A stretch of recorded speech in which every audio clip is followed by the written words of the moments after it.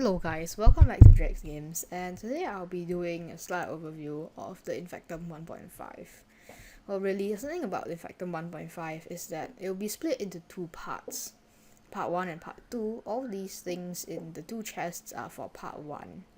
Well, I'll tell you about Part 2 later at the end of this video. Let me organize my inventory a bit. So we have the infected dirt, infected leaves, and infected logs. The log and the leaf doesn't do anything currently, but this is just beta. I'm just showing you that I'm actually still alive and I exist. So start off with the infected dirt. It can grow tentacles, the small ones, just like the infected block. So you can see here. Yep, this one also grows tentacles. But there's more than just growing tentacles for the infected dirt. This infected dirt, when you place it down, well, sometimes there's a 20% chance, not that, and to do this, to become an infected block, only a 20% chance, so it's pretty small. Other than that, there's also a smaller chance of it growing infectious maw. This infectious maw block, as I will show you later, is the thing that starts the infectious biome from spreading. It starts the spread of it by exploding.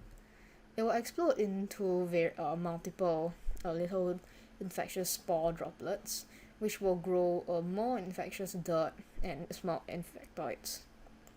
So basically, it spreads very slowly at the start, but towards as it grows, it grows faster and faster until your entire world is just covered by this stuff. I might fix it in the future.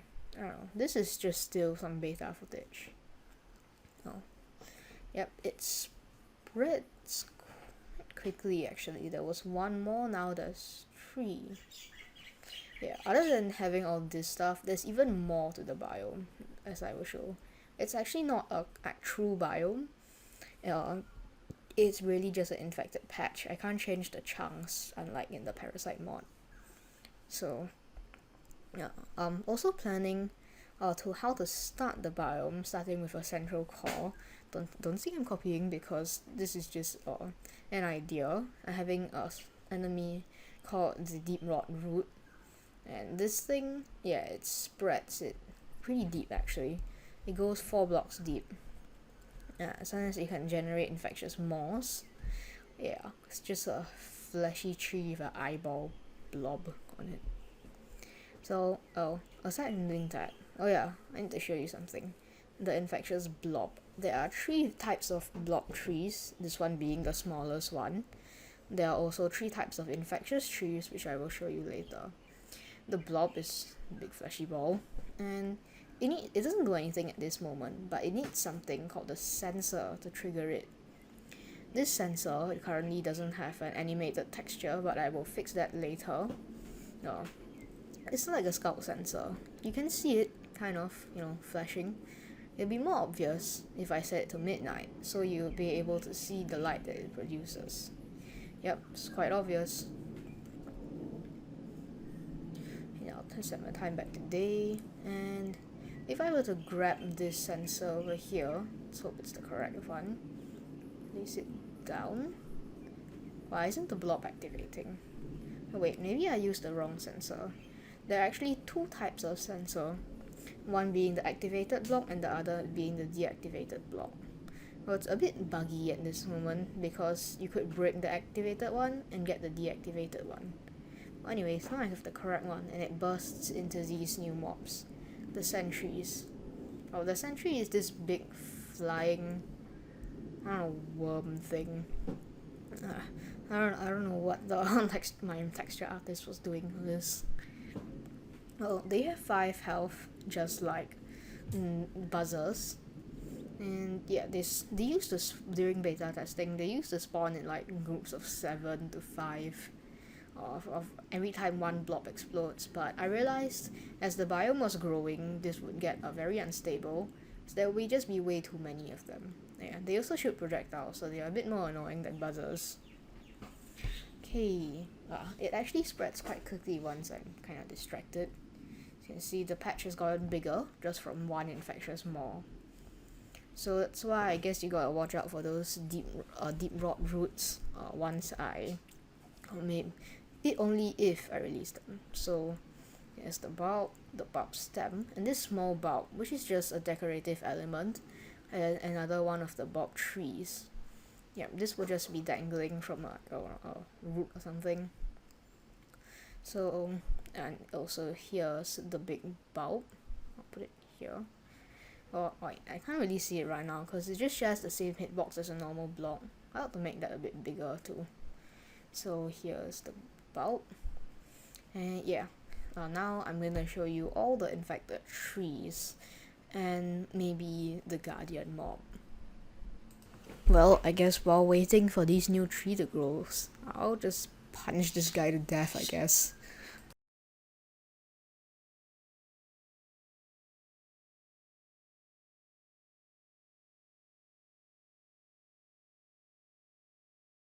Okay, now that the tree is finally dead. Yep, he's dead. Can take a look at some of the trees. So this is not all of them. Some of them take quite a while to grow. So first off, we have this small infected tree. It's just two of them fused together for some reason. I don't know why, it's weird. Oh, I accidentally set off a bigger tree. Yeah, there's quite a few sentries. Well, actually, this is what they're supposed to look like. These medium block trees. I don't want to get too close just in case I trigger them, because there is a sensor right there. Okay, finally, after quite a while of placing maws and stuff, I finally got the biggest block tree to spawn. Oh, well, it was pretty big, and if you do end up triggering it, it's gonna be quite a few sentries flying out of it. Oh yeah, this thing here, it's just a small blob attached to a big blob. I'm very creative, so yeah. Oh, other than this, I got the second biggest tree to spawn, and yeah, it's got some slime on it. It's got dirt for some reason, little tentacles. Yeah, this. Oh look, there's another tree over there. Well, actually, now I think I'm going to show you. Oh, well, looks like my Minecraft's crashing, so I'll see you in a bit. Now it's time for the Guardian. This Guardian guy is yeah, he's really chonky. I try to make him slightly resemble the Warden with his ribcage mouth there, and he also shoots soul projectiles. Yeah, the one thing about him is that, well, he may appear a bit slow at first. You see, he's not a very nice guy, and you probably don't want to fight him because his hitbox is very small. Yeah, because of pathfinding issues. So the only way you can hurt him effectively, if you were to hit him in the mouth, and he would get really angry. Oh, and if you get too far away, he starts shooting soul projectiles at you. Yeah, he's not a very fun guy to fight. Well, here's the last part. Before I tell you about it, I'm gonna be updating the biome. I'll make the trees better.